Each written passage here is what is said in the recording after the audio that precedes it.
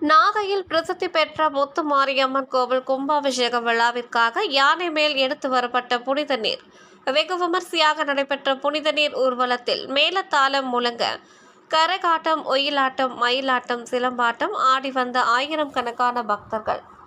நாகை மாவட்டம் அக்கரைப்பேட்டையில் அமைந்துள்ள பிரசித்தி பெற்ற முத்துமாரியம்மன் கோவில் அஷ்டபந்தன மகா கும்பாபிஷேக விழா வரும் 15ஆம் தேதி வெகு விமர்சையாக நடைபெற உள்ளது.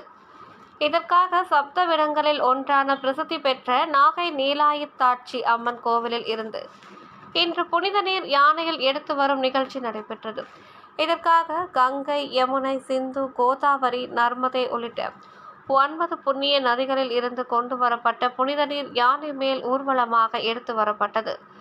இதில் நாதஸ்வர, மேள கச்சேரி, ட்ரம்ஸ் இசையுடன் கரகாட்டம், மானாட்டம், மயிலாட்டம், ஒயிலாட்டம், சிலம்பாட்டம், கும்மியாட்டம் என களை கட்டியது. அப்போது முத்துமாரியம்மனுக்கு விரதம் இருந்த 1000த்திற்கும் மேற்பட்ட பெண் பக்தர்கள் மஞ்சள் ஆடை அணிந்தவாறு முளைப்பாறை எடுத்தும் பால் குடங்களை சுமந்தும் நகரின் முக்கிய வீதிகள் வழியாக 5 கிலோமீட்டர் தூரம் உள்ள அக்கரைப்பேட்டை கோவில் வரை ஊர்வலமாக சென்றனர்.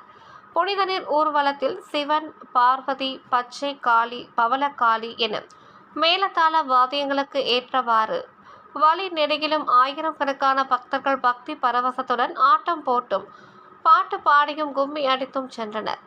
இதேபோல் சிறுவர், சிறுமியர் சிலம்பாட்டம் ஆடி உற்சாகத்துடன் புனித நீர் ஊர்வலத்தில் கலந்து கொண்டனர். அக்கரைப்பேட்டை முத்துமாரியம்மன் கோவில் கும்பாபிஷேக புனித நீர் எடுத்து வரும் ஊர்வலத்தில் நாகை, காரைக்கால், மயிலாடுதுறை மாவட்டங்களைச் சேர்ந்த 1000 கணக்கான பக்தர்கள் இதில் பங்கேற்றனர்.